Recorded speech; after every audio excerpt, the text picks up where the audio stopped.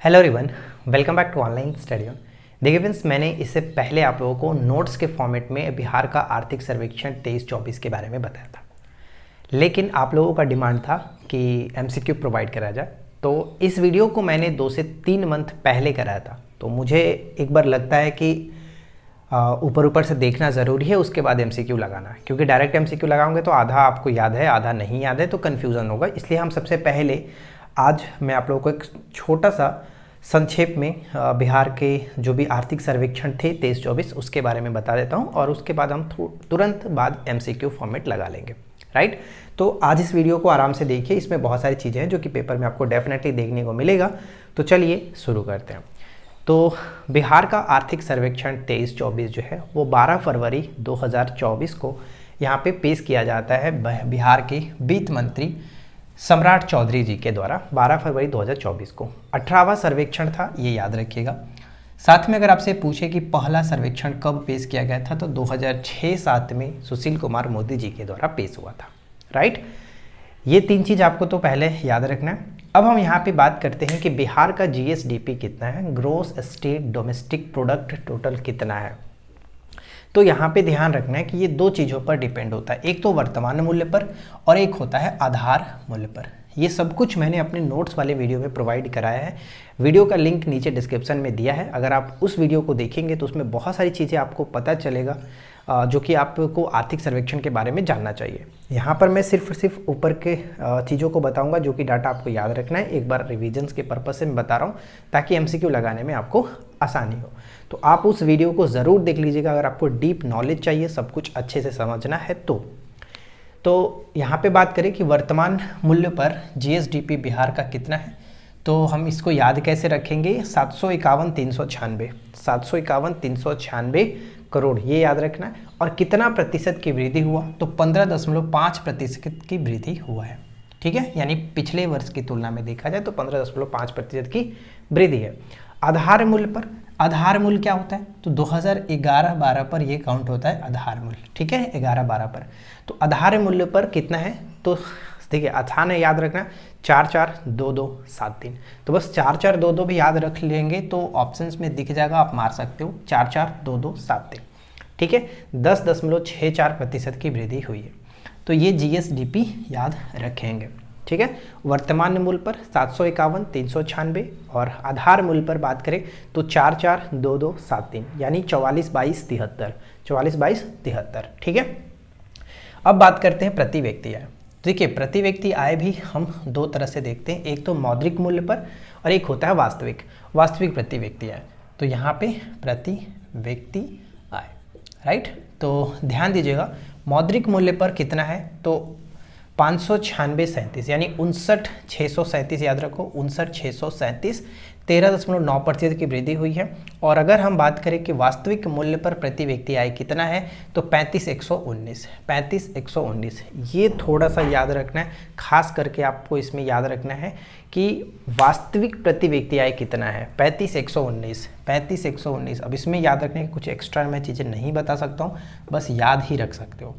ठीक है, 35,119, राइट, जो कि 9.07% की वृद्धि हुई है। और यहाँ पे मौद्रिक मूल्य पर 59,637।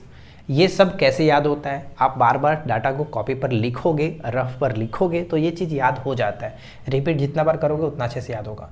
अब आपसे ये पूछा जाएगा कि सबसे संपन्न राज्य जो है, सबसे संपन्न जिला कौन सा है, तो यहाँ पे ध्यान रखिएगा कि पटना जो है इसका प्रति व्यक्ति आय सबसे अच्छा है, सबसे अधिक है, 114541, यानी 114,541। ठीक है, और उसके बाद बेगूसराय और उसके बाद मुंगेर, ये 3 सबसे संपन्न जिले। और अगर सबसे पूछा जाए कि सबसे कम प्रति व्यक्ति आय किस जिले की है, तो आपको बताना है शिवहर, अररिया और सीतामढ़ी। ठीक है, तो ये 3 जो कि सबसे कम आ जाएंगे और ये सबसे अधिक संपन्न जिले हो जाते हैं। अब यहाँ पे पूछाएगा कि प्रति व्यक्ति कुल व्यय कितना रहा, यानी आर्थिक सर्वेक्षण 23-24 आर्थिक सर्वेक्षण का मतलब तो पता होता है ना कि पिछले वर्ष सरकार ने कितना खर्च किया है।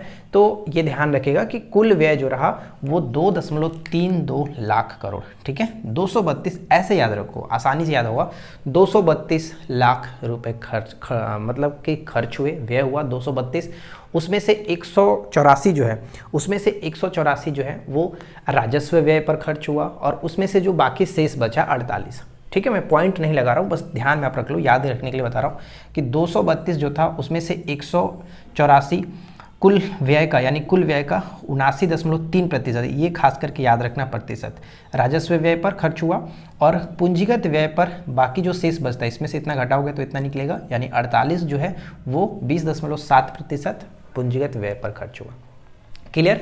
अब व्यय हो गया, प्राप्ति के बारे में बात कर लेते हैं। तो देखिए यहाँ पे जो व्यय हमने देखा 232, तो प्राप्तियां कितना रहा वो मैंने यहाँ पे लिखा है, प्राप्तियां जो है वो 221 रहा, यानी 232 व्यय था, 221 प्राप्तियां हैं, जिसमें राजस्व प्राप्ति कितना है 1.73।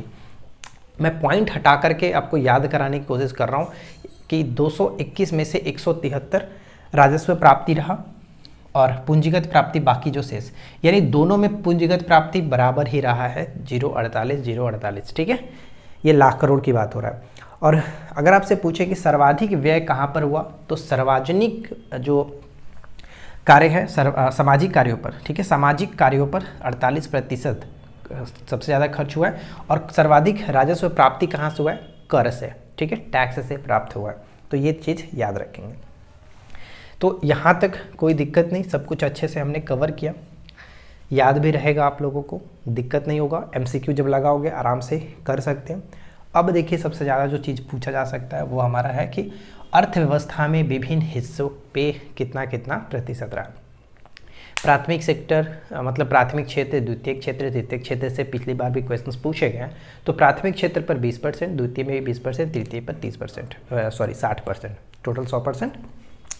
अब यहाँ पे याद रखेगा कि कितना वृद्धि हुआ है, तो प्राथमिक क्षेत्र पर 6.7% की वृद्धि, दूसरे में 6.8% की वृद्धि, और तीसरे में 13% की वृद्धि देखने को मिला है।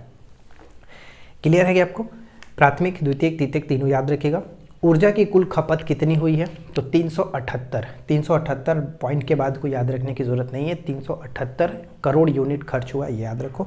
सिंचाई का मुख्य स्रोत क्या, तो सिंचाई का मुख्य जो स्रोत रहा है वो नलकूप, नलकूप से सबसे ज़्यादा सिंचाई जो कि 63.1%, नहर से 31% और तालाब से जस्ट 2.2% का यहाँ पे सिंचाई होता है।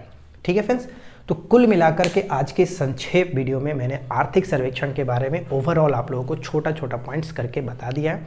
यही ज़्यादातर चीज़ें याद रखनी है, और इसके अलावा जो मैंने आपको पहली वीडियो प्रोवाइड करा था आर्थिक सर्वेक्षण पर नोट्स के फॉर्मेट में, उसको आप ज़रूर देख लेना। वीडियो के नीचे डिस्क्रिप्शन में लिंक मिल जाएगा, या फिर वीडियो के लास्ट में आपको एंड स्क्रीन पर भी वीडियो मिल जाएगी, तो उस वीडियो को देख लीजिए। उसके बाद हम आपको MCQ प्रोवाइड करा देते हैं, ताकि आप लोगों को आराम से क्वेश्चन करने में कोई दिक्कत ना हो। ठीक है, अगर आपको वीडियो अच्छा लगा हो तो प्लीज़ इस वीडियो को अपने दोस्तों के साथ ज़्यादा से ज़्यादा शेयर करें, वीडियो को लाइक करें, चैनल पे पहली बार है तो सब्सक्राइब करके नोटिफिकेशन बेल आइकन को ऑल पे सेट कर लीजिए। हम मिलते हैं आपके साथ इसी प्रकार के नेक्स्ट वीडियो में नए टॉपिक के साथ। Thanks for watching, keep learning, have a good day.